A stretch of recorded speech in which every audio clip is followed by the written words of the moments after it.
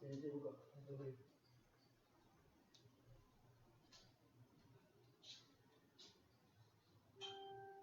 Okey. Itu dah tulisan. Okey, dah.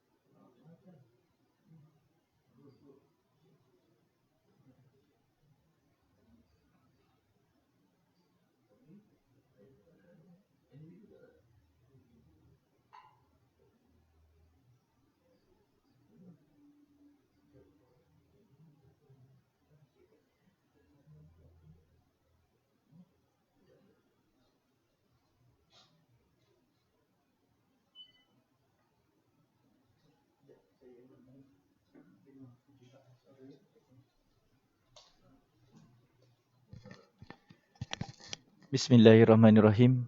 Percubaan suara.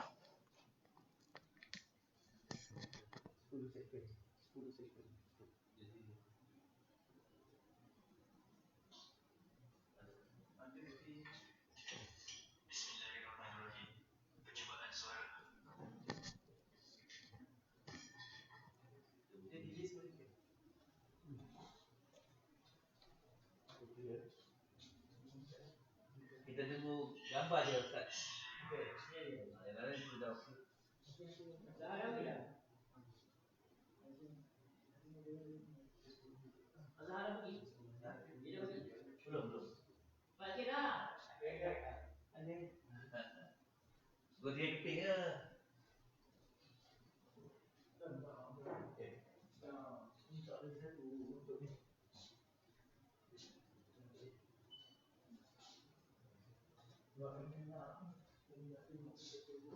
Ini buat wallpaper Ustaz. Ya, wallpaper kan? Apa wallpaper ni? Memang kami tempah tu. Oh, tempah. Ni memang gambar yang kami ambil dinding masjid dibeli. Oh, sanalah. Masjid kat sana. Patutlah ada aroma ada orang kata tu. Jadi tak dapat samalah kalau kita buat ambil yang kat sini ni. Memang kami masa kami pergi tu, kami ambil gambar lepas tu kita bagi kat syarikat tu untuk dia buatkan.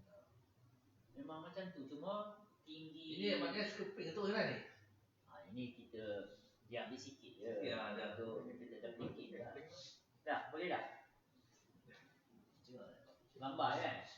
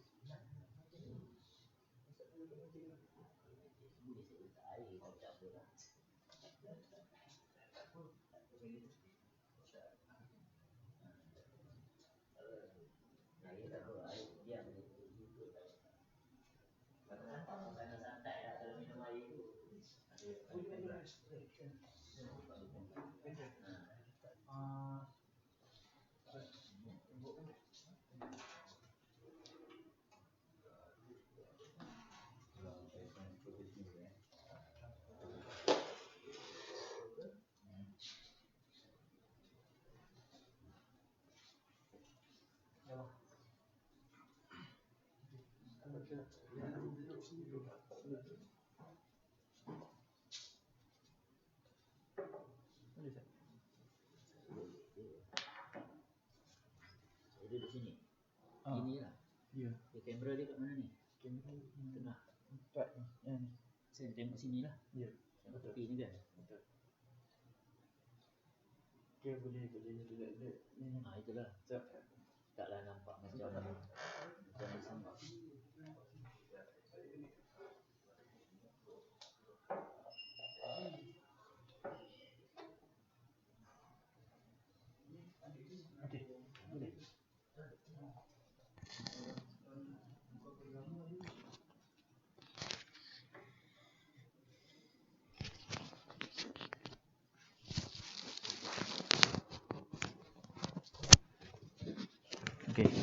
bawah sikit. Boleh. Alright.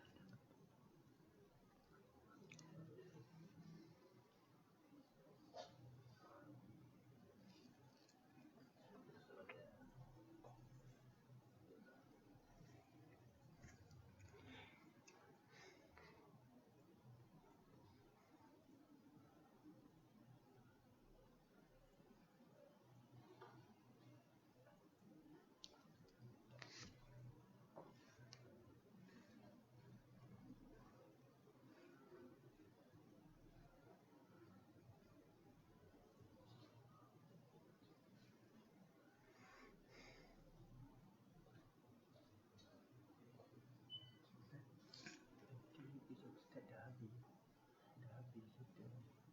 Ustaz kan cakap ni mic ada lagi. Sebab nanti ambil mic saya ada nak beza macam muzik background sikit lah sebelum habis. And Lepas saya bagi salam. Lepas saya dah bagi salam, saya diam je lah. diam je. Sebab mic sikit je lah. Nanti entah akan datang ambil. Ya, betul.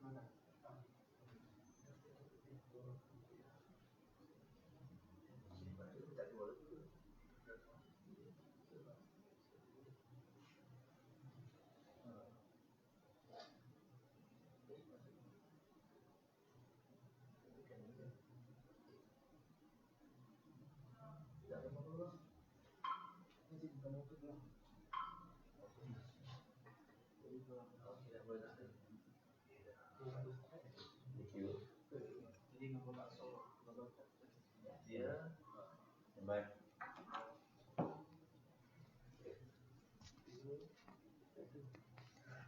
Assalamualaikum warahmatullahi wabarakatuh. Bismillahirrahmanirrahim. Alhamdulillah. Nahmaduhu wa nasta'inuhu wa nastaghfiruh. Wa nu'minu bihi wa natawakkalu alayhi. Wa na'udhu billahi min syururi anfusina. Wa min sayyiati a'malina. Man yahdihillahu fala mudilla lah. Wa man yudlilhu fala hadiya lah. Nashhadu an la ilaha illallah wahdahu la syarika lah. Wa nashhadu anna sayyidana Muhammadan abduhu wa rasuluh.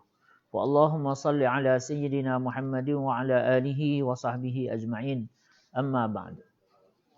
Sidang penonton yang dimuliakan oleh Allah Subhanahu wa taala, alhamdulillah kita syukur pada Allah kita dapat bersama dalam siaran kita ini, dalam slot yang kita adakan khusus sebagai salah satu daripada solidariti kita dengan perjuangan yang sedang dibebankan, dipikulkan dan dihadapi oleh saudara-saudara kita secara langsung di negara Palestin, terutamanya di negeri ataupun wilayah Gaza mereka dan juga wilayah-wilayah lain, khususnya yang wilayah yang begitu dekat di hati kita, iaitu Baitul Maqdis.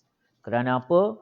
Kerana di dalam Baitul Maqdis itu di dalam Baitul Maqdis itulah terletaknya Masjidil Aqsa. Dalam Baitul Maqdis itulah terletaknya Masjidil Aqsa. Jadi bila kita bercerita, sebab bual bicara ni jadi dia macam santai sikit kan. Tu saya ada air kat sini ni kan, supaya nampaklah santai tu sikit. Ginilah tuan-tuan perempuan, saudara-saudari yang dimuliakan oleh Allah Subhanahu wa taala.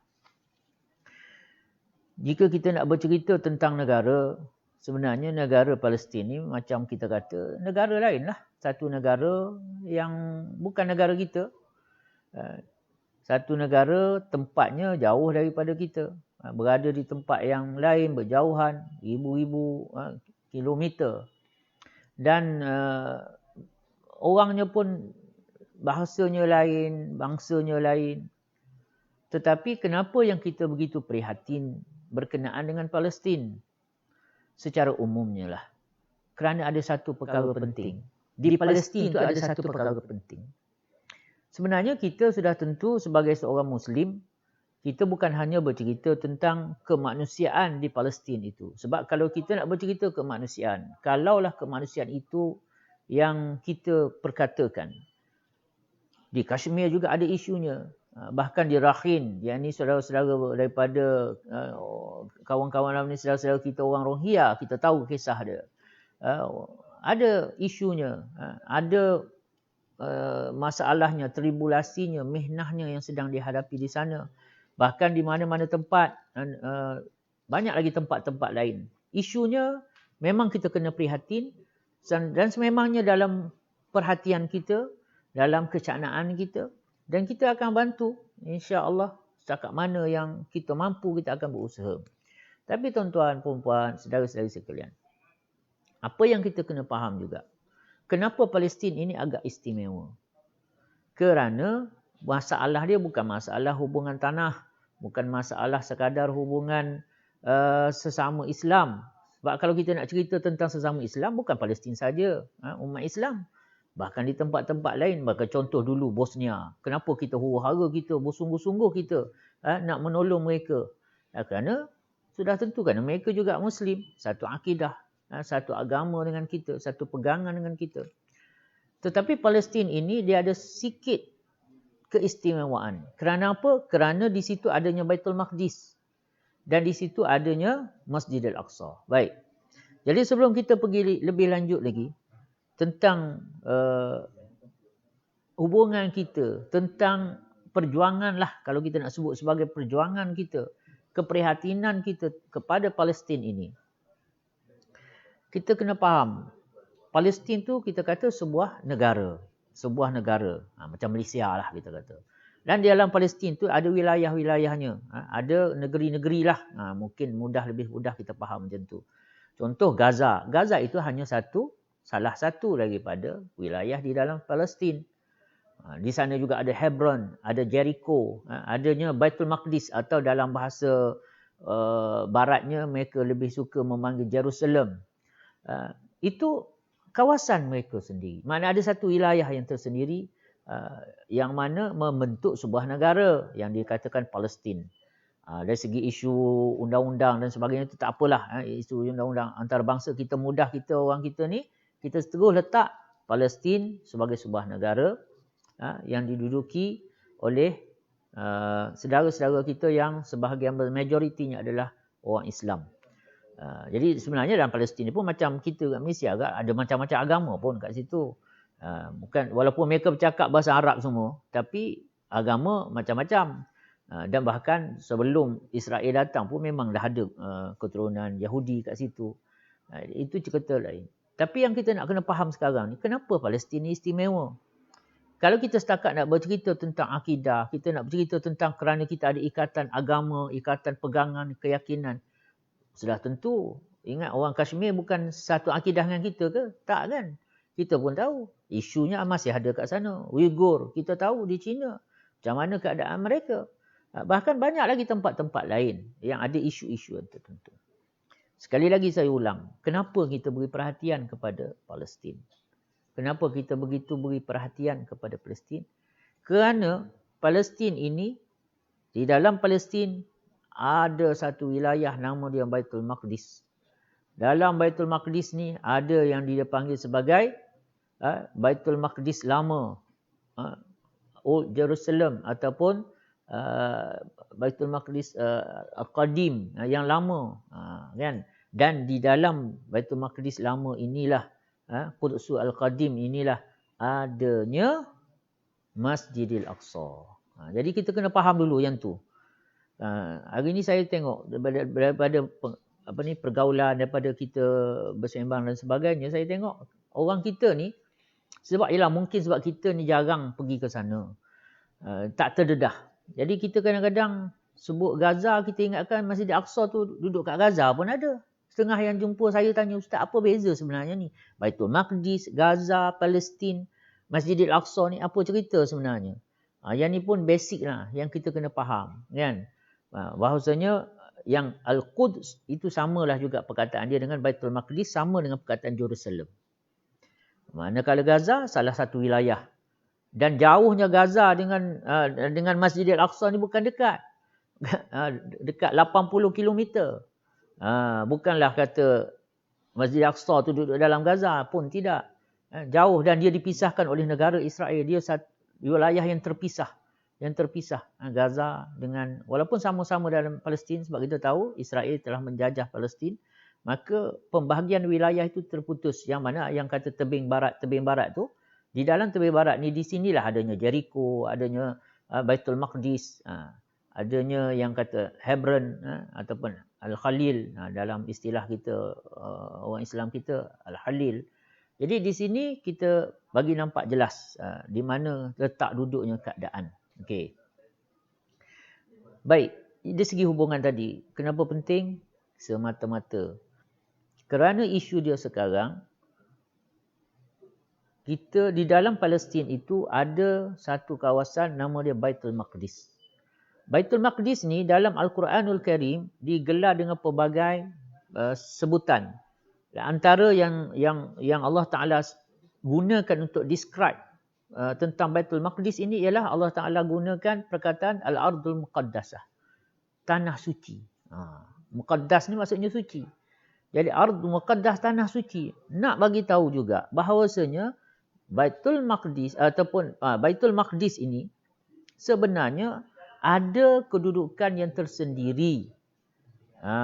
Ia merupakan tanah suci kita yang ketiga lah.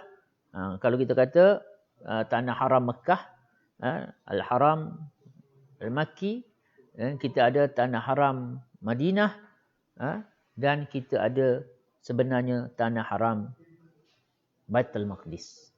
Masa kita, bagi yang dah pernah haji ataupun buat umrah, kita biasa dengan Mekah dan juga Madinah.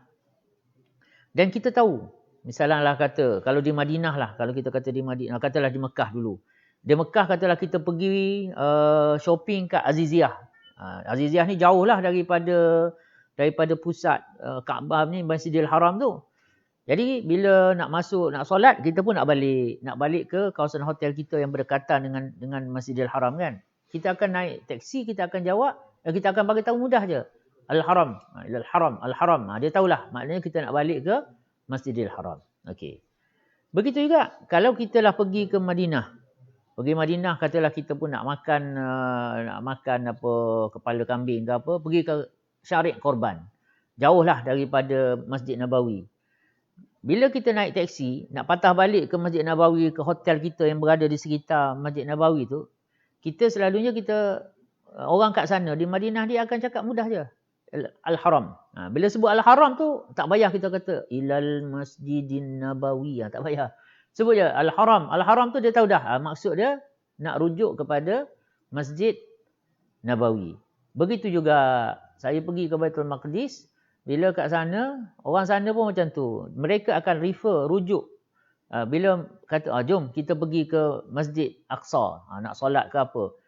Cukup Muhammad Da'i dan kata, kita pergi ilal Haram. Nadhab ilal Haram. Kita pergi ke Al-Haram. Bila sebut Al-Haram itu sudah menunjukkan merujuk kepada Masjidil Aqsa. Nak bagi tahu apa? Baitul Maqdis, Allah sendiri pun sebut tentang Al-Ardul Muqaddasah. Dia ada satu tanah suci, tanah yang dimuliakan. Itu satu. Kemudian Masjidil Aqsa itu sendiri juga adalah masjid tersuci. Antara 3 masjid tersuci dalam agama kita Islam. Masjid ni semua suci, seluruh dunia suci. Walau kat kampung mana, ceruk mana pun, semua masjid surau suci. Tetapi 3 masjid suci ini sudah tentu kita faham, ada martabat dia yang tersendiri, ada darjat dia yang tersendiri. Masjidil Haram di Makkah Al-Mukarramah, Masjidil Nabawi di Madinah Al-Munawwarah, Masjid Al-Aqsa di Baitul Maqdis. Jadi 3 ni ada yang tersendiri.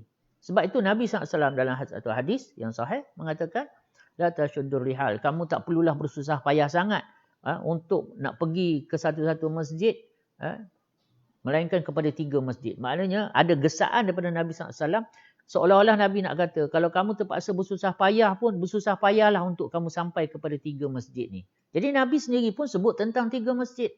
Apa dia? Masjidil Haram di Mekah, Masjid Nabawi di Madinah, dan Masjidil Aqsa di Baitul Maqdis. Mungkin disebabkan kita ini jarang orang yang sampai di Masjidil Aqsa, menyebabkan hubungan kita dengan Masjidil Aqsa tu kita tak terasa sangat. Kan? Kita tak macam kalau kita sebut Mekah ni, kita rasa dekat. Walaupun jauh, dekat di hati. Bila kita sebut Madinah, kita sebut Masjidil Nabawi, kita siap terbayang lagi raudhahnya macam mana. Pintu gate tu gate ni kan. Pintu ni bab tu bab ni, kita tahu nombor sekian-sekian. Sebab kita selalu.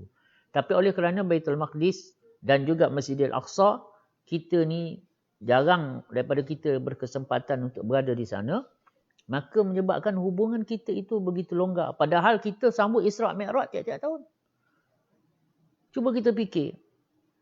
Ini kita cerita mudah. Bukan saya nak ceramah Isra' Mi'raj pula kat sini kan. Itu lain sesi lah insya-Allah. Dalam ayat tentang Isra' dan Mi'raj ini, yang mesti tiap-tiap tahun lah kita akan ceramahkan, mesti sebutlah ayat ni. Subhanallazi asra bi'abdihi laylan minal masjidil harami ilal masjidil aqsa. Allah telah sebut tentang Masjidil Aqsa ini dengan begitu jelas sekali. Soreh, jelas sebut. Masjidil Aqsa. Alladhi barakna halahu. Subhanalladhi asra bi'abdihi. Dialah maha suci dia, yakni Allah Subhanahu Wa Taala, yang telah memperjalankan hambanya di malam hari daripada Masjidil Haram ilal Masjidil Aqsa. Daripada Masjidil Haram ke Masjidil Aqsa. Masjid ke masjid. Dan kita tahu daripada situ, daripada Isra' tadi, baru berlakunya Mi'raj. Iaitu daripada Masjidil Aqsa itu pula, Allah mi'rajkan Nabi, membelah 7 langit sampai Sidratul Muntaha, atas pada tu lagi, untuk menerima perintah solat tadi kan.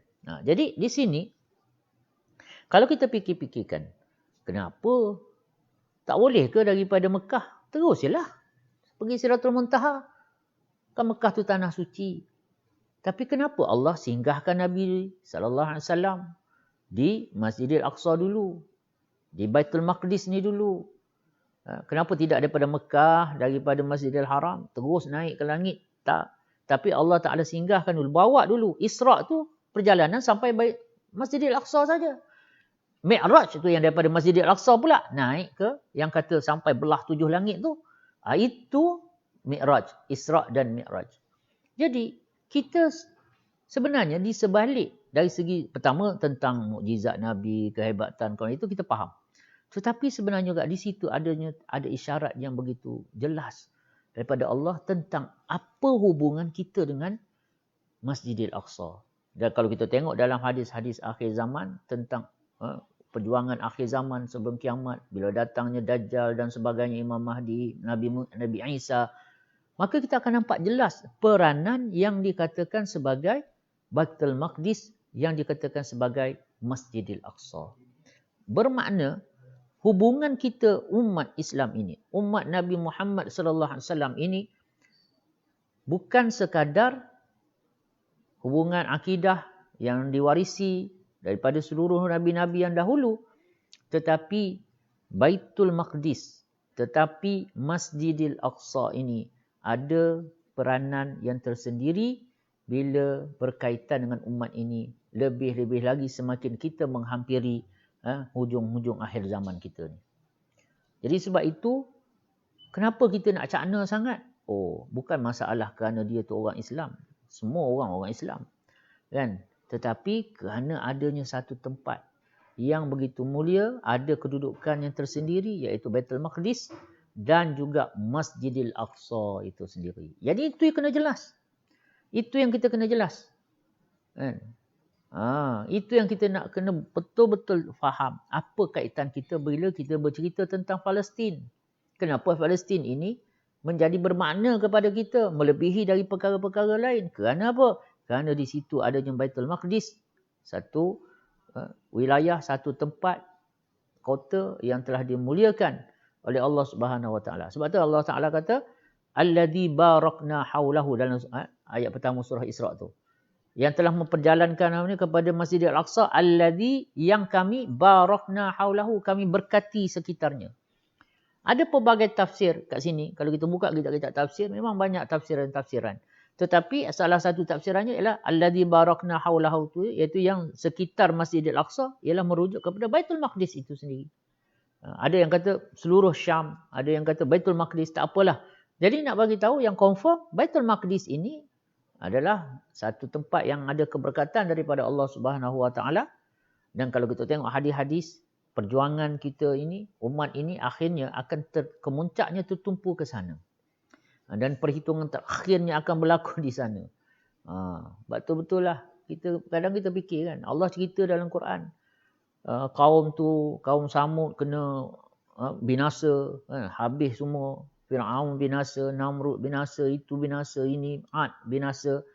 Tapi kenapa yang Bani Israel ataupun Yahudi ni, Allah cerita macam-macam perangai. Bahkan sebahagian besar ayat Quran tu cerita Nabi Musa tentang perangai-perangai Bani Israel dan Nabi-Nabi lain. Tapi Allah macam kekalkan dia orang ni. Kan? Maksudnya, kisah dia tu tak habis lagi. Dan kemuncaknya akan berlakulah apa yang telah dikhabarkan oleh Rasulullah sallallahu alaihi wasallam, apa yang telah diisyaratkan oleh Allah Subhanahu Wa Taala nanti. Jadi kita di sini, tuan-tuan puan-puan, saudara-saudari muka Subhanahu Wa Taala, itu dulu yang kita kena jelas. Apa kaitan kita dengan Palestin. Dan yang perlu kita betul-betul hadamkan dalam diri kita, kita kena ajar pada anak-anak kita, sebutkan pada orang lain, perkenalkan apa itu Masjidil Aqsa yang sebenar.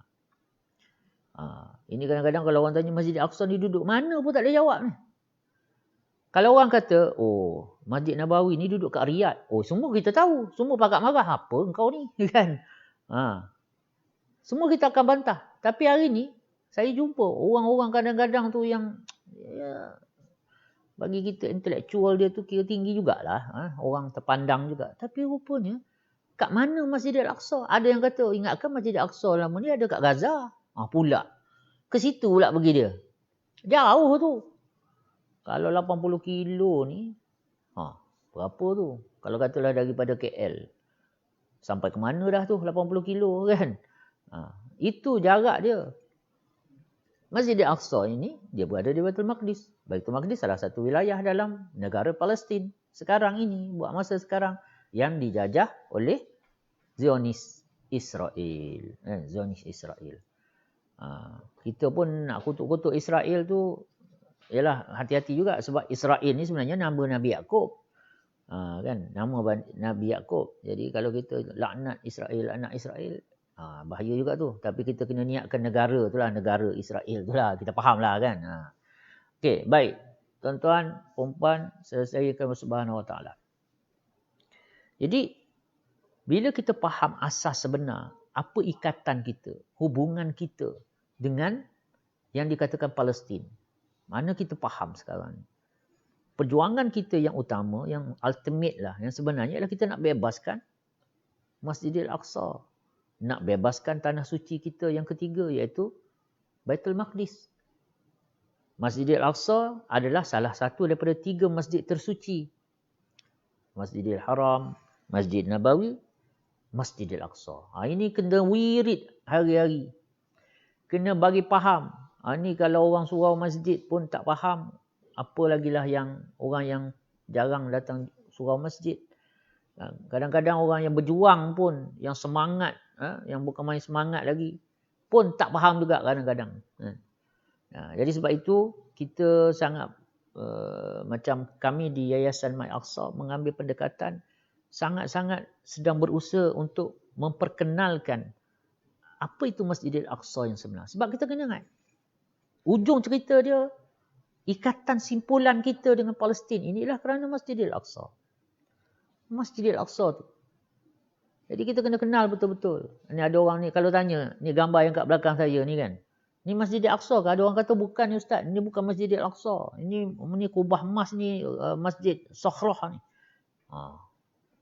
Ada betul, ada salahnya. Begitu kan. Sebab Masjidil Aqsa ni dia tak sama macam masjid-masjid lain. Kita kalau sebut masjid negara, kita tahulah sebiji itulah masjid negara kan. Masjid negara lah. Kalau kita kata masjid Putra kat Putrajaya, Masjid Putra itulah masjid Putranya sebiji itulah. Dia begitu juga kalau kita kata Masjid Nabawi lah kan. Masjidil Haram, Masjidil Haram. Dia Masjidil Aqsa ini unik sebab apa? Di dalam Masjidil Aqsa, dia sebenarnya Masjidil Aqsa ni kalau bahasa mudah, dia sebenarnya satu kompleks. Satu kompleks. Di dalam Masjidil Aqsa itu ada berbagai-bagai bangunan lain. Antaranya yang kat belakang saya ni. Gambar ni, kubah ni yang paling jelas, yang paling besar dan dia ada kat tengah-tengah. Apa dia? Masjid Qubbatus Sakhrah. Masjid kubah tu kubah lah bahasa Melayu pun. Sakhrah batu. Kenapa? Kat bawah dia itulah adanya batu. Batu ini saya baca dalam tafsir Ibn Kathir, dinyatakan semasa Masjidil Aqsa menjadi kiblat pertama kita sebelum berpindah ke Masjidil Haram, kan kita Nabi SAW dan para sahabat dulu dia semayang, mereka solat menghadap kepada Masjidil Aqsa. Maka pada masa itu batu inilah yang menjadi petunjuk ataupun paksi kepada kiblat tadi. Yang kata kiblat Masjidil Aqsa tu, batu itulah yang menjadi tanda dia, yang menjadi tempat tujuan dia. Tu. Bawah batu ni dah juga tempatnya Nabi SAW pijak yang terakhir muka bumi ni sebelum dimi'rajkan ke langit. Sebelum dimi'rajkan ke langit, inilah tempat yang terakhir Nabi pijak atas muka bumi ini sebelum dimi'rajkan ke langit. Jadi Qubbatus Sakhrah ini, Masjid Qubbatus Sakhrah ini hanyalah salah satu bangunan di dalam Masjidil Aqsa. Jadi kalau kita nak kata dia bukan Masjidil Aqsa pun tak betul. Tapi kalau kita nak kata inilah Masjidil Aqsa pun tak tepat juga. Sebab apa? Dalam kompleks Masjidil Aqsa ada lagi banyak masjid, ada lagi banyak bangunan lain. Contoh, Masjid Buraq pun dalam compound, dalam kawasan kompleks Masjidil Aqsa. Masjidil Aqsa ni luasnya ialah 144,000 meter. Luas. Masa saya pergi tu, kalau kita masuk daripada gate, daripada hotel kami tu, kita akan masuk. Nak nyampai ke depan tempat imam khatib khutbah tu, oh ya Allah, berpeluh. Kan?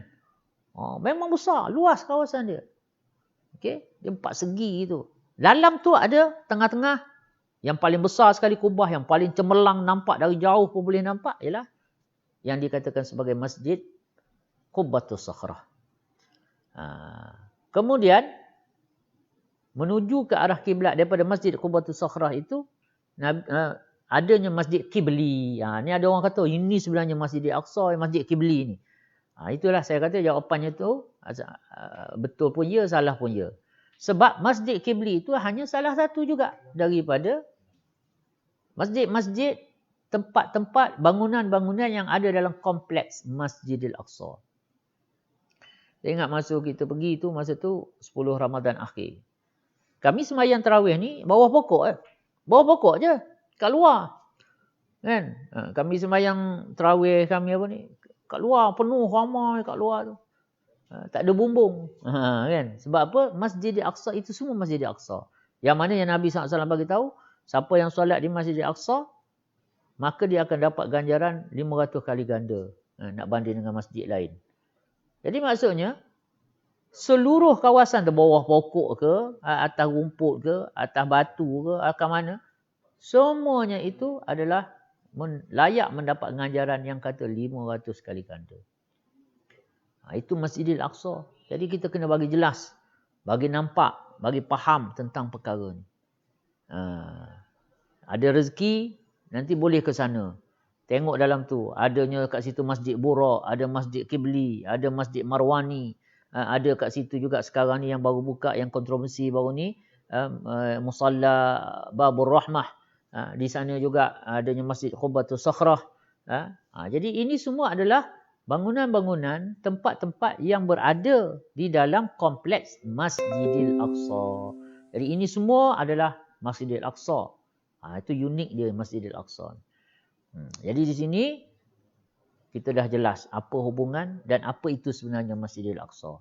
Jadi jangan gaduh-gaduh tentang tu. Sekarang ni yang lebih kita nak tanya, yang kita nak lebih fokuskan ialah, apa yang kita nak fokuskan sekarang ialah sejauh mana, apa peranan kita, apa yang perlu kita buat sekarang ini untuk matlamat akhir kita ialah membebaskan Masjidil Aqsa dan Baitul Maqdis terutamanya daripada cengkaman, penjajahan, kezaliman Zionis Israel, Yahudi, Zionis Yahudi ni, kerana itulah yang akan menjadi seolah-olah kita punya benchmark kepada perjuangan kita di akhir zaman ini.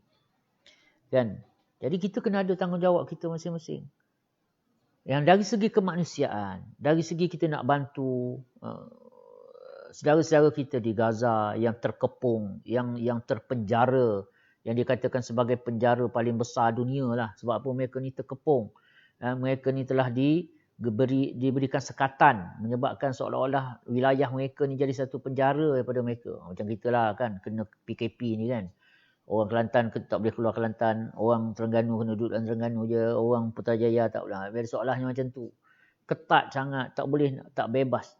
Jadi begitulah apa yang berlaku pada saudara kita ni. Yang mana hasil daripada gara-gara ataupun kejahatan yang dibuat oleh negara haram Israel. Itu. Tetapi tujuan kita bukan sekadar nak dia orang tak ada makan, kita bagi makan. Dia orang tak ada. Bukan sekadar itu. Kalau macam tu, sampai kiamat lah. Tetapi yang penting sekarang ni, dari segi bantuan kemanusiaan, humanitarian, kita teruskan. Kita bantu. Sebab Nabi SAW pun bagi tahu kan. Tak beriman kita kalau kita tidur kenyang, sedangkan jiran kita ni, dan orang Islam dengan orang Islam yang lain ni, seperti satu bangunan, jika sakit satu anggota, seluruh anggota pun akan sakit kan. Yang gigi sakit, yang tak tidur mata kan. Sebab apa? Kita sebagai orang yang ada ikatan dari segi keimanan, keislaman kita. Itu insya-Allah teruskanlah dan kita pastikan supaya apa pertolongan, apa bantuan yang kita ni benar-benar bermanfaat, dimanfaatkan dengan betul, disampaikan dengan betul dan mencapai objektif. Nak buka hospital kat sana, nak buka klinik kat sana, insya-Allah teruskan. Tetapi bagaimanapun, yang lebih kita nak tengok ialah dari segi realiti dan praktikalnya, macam mana dalam masa berapa tahun lagi, 10 tahun, 20 tahun, 50 tahun, 100 tahun sekalipun, macam mana akhirnya Masjidil Aqsa benar-benar dapat dibebaskan. Itu yang kita nak kena tengok kat depan. Dan sebab itu, apa yang kita nak buat ni jangan bermusim. Kita ni kadang-kadang semangatnya bermusim. Ni setengah semangat dah ni. Ni kejap lagi kan senyap semua dah habis kan. Jadi kita jangan bermusim. Sebab apa? Perjuangan untuk membebaskan Masjidil Aqsa ni kita kena teruskan sampailah Allah buat keputusan. Allah Subhanahu Wa Taala zahirkan apa yang telah dijanjikan oleh Rasulullah, yang dikhabarkan oleh Rasulullah sallallahu alaihi wasallam. Macam cerita Sultan Muhammad Al-Fatih buka Istanbul kan, Konstantinopel. Jadi Nabi SAW dah bagi tahu berapa ratus, 700 tahun dulu bahawasanya Konstantinopel ni akan jatuh kepada satu orang yang soleh, raja yang baik, tentera yang terbaik. Jadi Rasulullah bagi tahu nak menyampai ke situ, usaha-usaha dah dijalankan, tetapi belum lagi. Bagaimanapun yang lebih penting, macam mana kita ni nak memposisikan diri kita dalam berita yang Nabi dah bagi tahu. Masjidil Aqsa, Baitul Maqdis pasti akan dibebaskan, akan terbebas daripada cengkaman. Itu pasti. Sebab hadis-hadis Nabi jelas mengatakan akhirnya nanti di Baitul Maqdis itulah akan menjadi pusat pemerintahan khilafah Islamiah di akhir zaman nanti. Itu sudah pasti. Bagaimanapun, isu dia bukan masalah berjaya ke tak berjaya, bebas ke tak bebas, kita menang ke kita kalah. Tak. Kalau menang tetap menang, bebas tetap bebas. Tetapi yang kita lebih nak fikirkan, apa yang kita lebih nak fahamkan, apa yang kita lebih nak betul-betul hadam ialah di mana kita dalam langkah kita untuk sampai kepada janji Nabi sallallahu alaihi wasallam. Di mana? Apa yang kita boleh buat? Apa yang kita boleh sumbangkan? Apa gerak kerja yang perlu kita buat? Sebab kalau kita kira diam tak diam, sedar tak sedar, dah 100 tahun dah. Dah 100 tahun dah penjajahan Israel kepada tanah Palestin, dan juga bagaimana akhirnya boleh dikatakan Masjidil Aqsa itu sendiri terkongkong di bawah pemerintahan dia. Sebab tu bila nak masuk dalam Masjidil Aqsa, masjid kita. Tetapi di setiap pintu-pintu dia tu adanya tentera-tentera Israel. Jadi di sini kita fahamlah keadaan dia macam mana.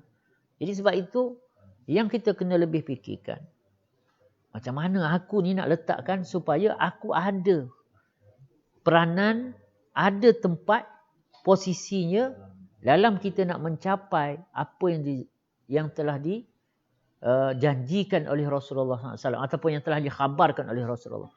Dia sama juga. Macam bila tentang pembebasan pertama Sayyidina Umar Al-Khattab dan Baitul Maqdis, Masjidil Aqsa. Begitu. Memang Nabi dah bagi tahu dah. Macam mana Nabi bagi tahu Rom akan jatuh, Parsi akan jatuh. Sedangkan kita tahu masa hayat Nabi SAW, dua-dua tu tak jatuh lagi pun. Kan? Tetapi para sahabat, mereka faham. Lalu mereka posisikan diri mereka. Maka jemaah-jemaah telah dihantar, dikeluarkan, dihantar. Menuju ke Parsi, menuju ke Yaman, menuju ke Rom. Ingat Yaman pada masa tu, mereka ni bawah Rom, kan? Menuju ke Syam. Syam pada masa itu bawah Byzantine lah, Rom. Jadi mereka ni disebabkan apa yang Nabi SAW bagi tahu, mereka yakin dan mereka telah berusaha untuk mengambil bahagian. Walaupun hanya setelah 100 tahun benda itu terjadi. Lepas 700 tahun baru Konstantinopel ataupun akhirnya bertukar menjadi Istanbul dapat ditawan. Tapi itu bukannya isu. Masalah kita sekarang, macam mana kita ni nak adakan diri kita. Tuan-tuan, puan-puan, apa yang pasti saya pernah bercakap dengan satu grup daripada Palestin yang datang ke Putrajaya. Saya bincanglah macam mana keadaan kamu, apa semua. Saya tanya, macam mana? Dia cakap mudah aja. Dia kata, kamu percaya tak kepada Nabi SAW? Kamu percaya tak apa kepada yang Nabi SAW bagi tahu? Apa dia? Nabi SAW bagi tahu bahawasanya akhirnya tanah Baitul Maqdis, Masjidil Aqsa ini akan dapat dibebaskan. Bahkan tertegaknya khilafah di atas tempat itu, di tempat itu menjadi pusat pemerintahan. Dan pertembungan terakhir nanti adalah dengan orang Yahudi yang akan dimenangi oleh orang Islam. Jadi dia kata, kamu tak yakin ke? Yakin. Habis tu sekarang ni relax. Yang penting kita kena persiapkan diri kita dan kita kena berusaha ke arah itu. Macam mana kita nak capai. Okay, kita dah buat seminar, kita dah buat demonstrasi, kita dah buat kutipan dana. Apa lagi yang kita kena buat? Dah 100 tahun dah ni, dah 100 tahun dah. Saya pergi seminar tentang conference lah tentang Palestin ni kat Turki tu dah berapa kali kan pergi. Memang itu sedang berjalan. Humanitarian aid, bantuan kemanusiaan sedang berjalan. Alhamdulillah. Teruskan. Tapi apa lagi? Apa lagi yang kita kena buat? Angle mana lagi? Serangan mana lagi yang kita nak kena buat? Bagi contohlah, agak menarik juga bagi saya lah. Bila yang kejadian terbaru di Gaza dan juga sebenarnya bermula daripada Masjidil Aqsa. Bila Masjidil Aqsa diceroboh, diserang, dicemari oleh orang Yahudi, tentera Yahudi. Baik. Akhirnya merebak ke Gaza. Berlakulah bom mengebom apa semua. Kita tahu cerita dia 11 hari berlaku sehinggalah genjatan senjata yang diusahakan oleh kerajaan Mesir berjaya dan berbagai semua. Jadi ceritanya nak bagi tahu bila dalam keadaan beginilah, dalam keadaan begini kita kena tengok di mana kita nak mainkan peranan. Apa lagi yang kita boleh buat? Kita tak nak kita ni hanya bersifat reaktif. Kena bom, baru kita kalut. Ada yang kena tembak, baru kita kalut. Kan? Tapi bagaimana berterusan? Dan angle mana lagi yang kita kena bantu? Jadi sebab itu macam Yayasan My Aqsa, kita selain daripada yang bantuan, yang cara humanitarian dan sebagainya, kita melihat angle pentingnya juga untuk kita jadikan mesej tanam kepada generasi-generasi kita, terutama di Malaysia lah, tentang apa sebenarnya, di mana sebenarnya kedudukan Masjidil Aqsa di dalam hati kita. Dan juga kita ambil satu inisiatif perundangan di peringkat antarabangsa. Di peringkat antarabangsa. Di peringkat. Tuan-tuan, kalau kita nak faham tentang, nak semangat mudah. Nak semangat ni boleh je. Kita pun boleh cerita bagi semangat kan. Tetapi dari segi praktikalnya, realitinya, kita nak kena betul-betul memahami keadaan sebenar. Memahami keadaan sebenar. Macam kalau kita tahu sebenarnya negara Palestin ini, kalau di PBB tu, dia masih lagi bukan sebuah negara yang benar-benar berdaulat. Itu satu. Ramai orang tak tahu. Ramai orang tak tahu. Sebab tu negara Palestin dia tak ada askar. Dia tak ada askar. Tak ada tentera. Sebab dia bukan sebuah satu negara yang benar-benar berdaulat. Ialah dengan isu masalah macam contoh yang dia kata Baitul Maqdis tu sebagai ibu negeri, yang Israel pun kata. Jadi maksudnya nampak sangat kat situ tidak ada satu yang jelas dan kestabilan yang jelas tentang sebagai sebuah negara. Tapi bagi kita orang Islam ni, kita anggap Palestin tu Palestin lah kan. Tapi di sisi kita kata undang-undang antarabangsa. Jadi sebagai contoh, bila kita My Aqsa ambil inisiatif untuk dapatkan bukti, kumpulkan bukti, filekan kes dan submit kes ke ICC, International Criminal Court, Mahkamah Jenayah Antarabangsa tentang kezaliman ataupun jenayah perang yang Israel buat kepada rakyat Palestin, maka hasil daripada perbicaraan awal atau perbicaraan tu telah diputuskan oleh ICC mengiktiraf sebagai Palestin ini sebuah negara yang anggota kepada ICC dan mempunyai kelayakan untuk dilakukan siasatan terhadap kes yang kita telah perjuangkan, failkan tadi. Jadi di sini secara tak langsung kita sudah berjaya membentuk satu keputusan rasmi di peringkat antarabangsa, Palestin sebuah negara, yang insya-Allah kita akan teruskan dengan pelbagai-bagai inisiatif di peringkat undang-undang antarabangsa supaya akhirnya Palestin ini benar-benar diiktiraf sebagai sebuah negara berdaulat, dan juga supaya macam mana kita semua ni, masyarakat ataupun umat Islam, tak kira negara mana, benar-benar akan terpanggil untuk bertanggungjawab ke atas Masjidil Aqsa dan Baitul Maqdis yang awal-awal saya ceritakan tadi. Perkara ni penting. Perkara ini sangat penting. Sebab apa? Kalau kita tak nampak benda ni, kita hanya akan ulang-ulang perkara yang sama, maka natijah yang sama jugalah berlaku. Kita ulang-ulang kan. Kena bom, kita kutip derma, kita hantar. Lepas tu, kita pun senyap. Gitu je lah, like Facebook, tengok WhatsApp, tengok ni, YouTube, okey. Lepas tu kalau ada hal sikit nak marah, kita bakarlah bendera kat depan, sebab kita tak ada duta ataupun embassy Israel. Jadi kita bakar kat embassy Amerika lah, sebab kita kata Amerika Israel itu sama, okey. Tapi dah berapa tahun kita buat benda yang sama juga. Kan? Jadi adakah memadai? Bagi saya, apa yang dibuat teruskan. Tetapi dari segi memadai atau tidak, kita kena tengok.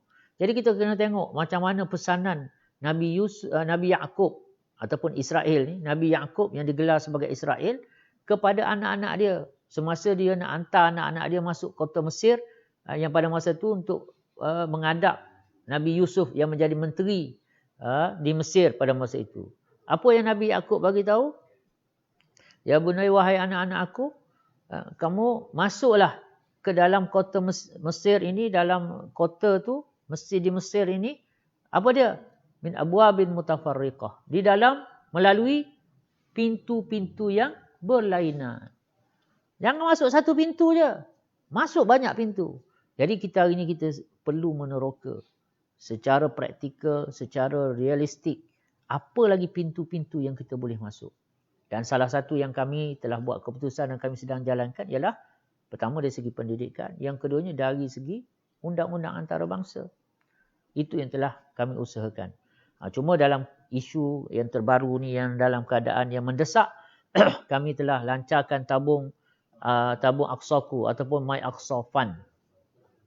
Jadi tabung ini kami khususkan untuk disalurkan kepada Masjidil Aqsa dan juga sekitar dalam Baitul Maqdis.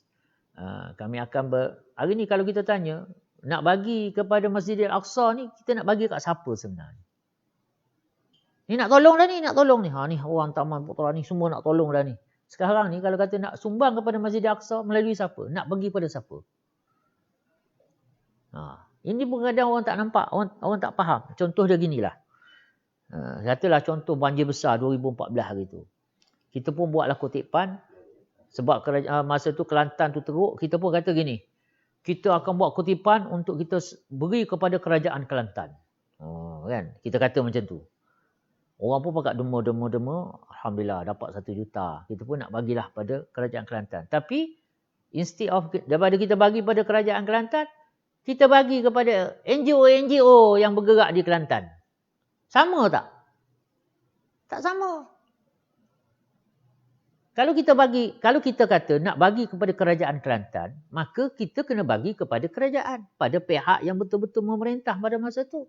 Tapi kalau kita kata nak bagi, nak bantu rakyat, nak bantu NGO, tu tak apa. Bagilah pada NGO, tak kisah. Kan? Jadi maksudnya tajuk buat derma dengan tajuk, dengan pelaksanaan tu pun kena jelas. Kena jelas. Kalau kita kata sumbangan ni untuk Masjidil Aqsa, macam kami memang buatkan tabung tu, memang kami sebut jelas ini adalah untuk membantu Masjidil Aqsa yang telah dibom lah, telah ditembak, dirosakkan, banyaklah benda-bendanya berdasarkan apa komunikasi kami dengan pihak pentadbiran Masjidil Aqsa itu sendiri yang rasmi. Jadi kadang-kadang kita tak tahu sebenarnya Masjidil Aqsa ini berdasarkan perjanjian antarabangsa dan persetujui oleh Israel sekalipun, maintenance dia di bawah tanggungjawab kerajaan Jordan yang telah menubuhkan satu jabatan wakaf, dia panggil jabatan wakaf Baitul Maqdis dan hal ehwal Masjidil Aqsa. Inilah yang telah agensi yang benar-benar rasmi mentadbir Masjidil Aqsa dan juga hartanah wakaf, aset-aset wakaf di seluruh Baitul Maqdis. Ini diiktiraf di peringkat antarabangsa dan inilah yang sebenarnya. Yang duk bayar, melantik imam, membayar gaji imam. Ini dah. Jadi ini satu lagi. Bila sebut imam ni saya nak ingatkan. Sebab kita ni tak berapa nak kenal imam. Kita tahu masjid je. Kita pun tak kenal imam ni. Jadi datanglah banyak orang datang bawa, oh ni imam. Imam 1, imam 2, imam 3. Ini imam, itu imam, ini ketua imam, imam besar, macam-macam. Jadi ceklah dengan sumber yang sahih. Siapa sebenarnya imam Masjidil Aqsa? Berapa orang? Siapa namanya? Cek betul-betul. Ini datang buat kutipan terima derma kononnya untuk imam. Kalau kita kata, kami memang buat kutipan untuk Masjidil Aqsa dan kami bagi kepada imam sekian syekh sekian-sekian. Itu pun tak betul. Sebab apa? Kalau kutipan tu untuk masjid, kita kena pergi kepada akaun yang jaga masjid. Tapi kalau kutipan tu kita kata, kita buat kutipan untuk bagi pada syekh ini. Tu tak apa. Silalah siapa yang nak bagi. Itu kena faham. Dari segi takbir urus, governance tu kita kena faham. Jadi sebab itu, macam kami, selain daripada inisiatif, perundangan dan sebagainya, dalam keadaan yang tertentu kami sebenarnya tak nak buat kutipan. Tapi oleh kerana keadaan tertentu ini, kita buat. Itu pun kami buka sampai 30 Syawal saja, lebih kurang berapa? 15 hari lagi. Lepas tu kami akan tutup. Dan kita akan salurkan 100%. Tak ada cas-cas pengurusan ke, cas apa ke, tak ada. Kalau dapat 10,000 lah kami akan sampaikan. Dan kalau adalah cas-cas yang kami kena bayar dalam transaksi pun, My Aqsa akan tanggung. Kita nak pastikan berapa yang dapat, itulah yang kita akan benar-benar sampaikan. Ini pun satu isu yang kita kena faham betul-betul. Kena faham betul-betul. Kalau nak bagi Masjid Aqsa, bagi Masjid Aqsa. Kalau kita nak bagi kat mana, kat Gaza ke, cerita kat Gaza. Bagi jelas. Jadi insya-Allah kita sekarang ni kena tanya pada diri kita. Macam seorang sahabat tanya Rasulullah, "Ya Rasulullah, apa pendapat kamu ataupun nasihat kamu, pesanan kamu tentang Masjidil Aqsa?" Kata Rasulullah, "Kamu datangilah dan kamu solatlah dalam tu." Jadi kalau kamu tak mampu, kata Rasulullah, kamu hantarlah minyak zaitun. Minyak. Sebab apa pada masa itu minyak zaitun? Minyak zaitun ni penting untuk nyalakan lampu, untuk sebagai makan dan sebagainya. Orang Arab ada minyak zaitun ni, hiduplah dia orang. Jadi kata Rasulullah, kalau kamu tak mampu nak sampai ke Masjidil Aqsa, kamu hantarlah minyak zaitun. Jadi ulama' ambil kat sinilah, maknanya kita ni kena ada sumbangan kepada Masjidil Aqsa. Ultimate goal kita ialah akhirnya terzahirlah apa yang dijanjikan oleh Rasulullah sallallahu alaihi wasallam, iaitu terbebasnya Masjidil Aqsa, Baitul Maqdis, terdirinya sebuah kerajaan yang kukuh, yang barakah, yang dikatakan sebagai khilafah. Di situ sehingga tiba masa itu kita posisikan diri kita. Dan untuk itu banyak gerak kerja yang kita kena buat, dan terutamanya kita carilah apa saja ruang yang kita boleh untuk kita sama-sama berada menyumbang kepada tercapainya apa yang telah dikhabarkan oleh Rasulullah, iaitu pembebasan Masjidil Aqsa terutamanya, Baitul Maqdis, dan secara umumnya insya-Allah taala negara Palestin, tanah Palestin keseluruhannya. Ini penting kita kena faham supaya kalau kita ni buat esei, buat karangan, SPM dulu kan, tajuk berkelah di tepi pantai. Tapi kita ada urai, saya pergi naik gunung, lepas tu jumpa air terjun, cantik, bagus. Walaupun karangan kita tu sedap, bagus, apa jadi? Kosong juga. Sebab apa? Dah salah tajuk. Jadi kita ni, dengan Palestin ni, kita kena faham tajuk kita. Kita kena faham dulu tajuk kita ni. Apa sebenarnya? Apa sebenarnya tujuan kita? Kemana kita ni? Apa sebenarnya yang harapan kita nak diposisikan kita kat mana? Dan apa sebenarnya tujuan akhir kita? Tanggungjawab kita yang sebenar-benarnya kat mana? Jadi insya-Allah saya harap perkongsian lebih kurang kita kata bual bicara santai kan. Ni santai sungguh ni. Semoga apa yang kita bual bicarakan ini benar-benar akan dapat kita kata menambah wawasan kita, menambah kefahaman kita, dan supaya kita boleh sama-sama merangka hala tuju kepada ni. Dan saya ambil kesempatan di sini, di Yayasan My Aqsa ini, mungkin lepas PKP apa habislah, kita ada program yang kita panggil Labbaika Ya Aqsa, yang mana kita akan memberi penerangan.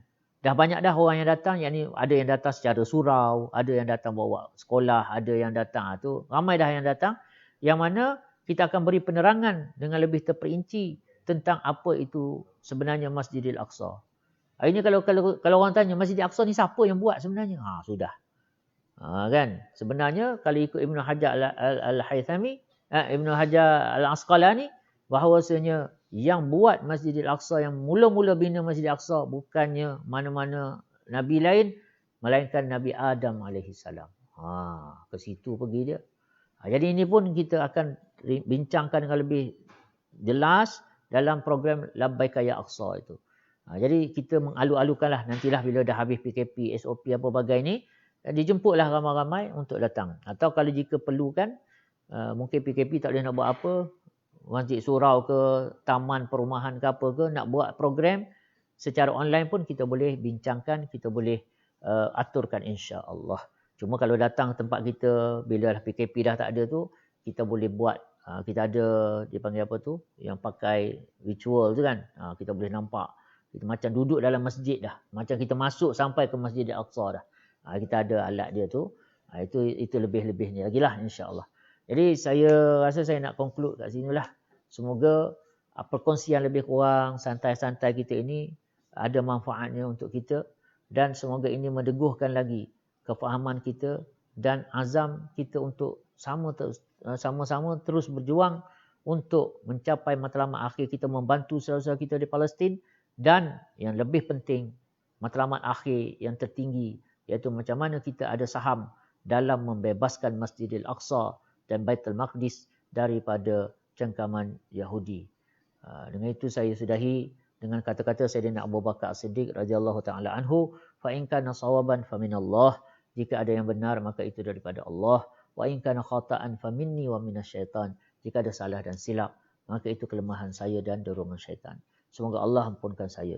Tuan-tuan, puan-puan, saudara sekalian dapat maafkan saya. Saya sudahi dengan lafaz yang mulia. Wabillahi taufiq wal hidayah. Wassalamualaikum warahmatullahi wabarakatuh.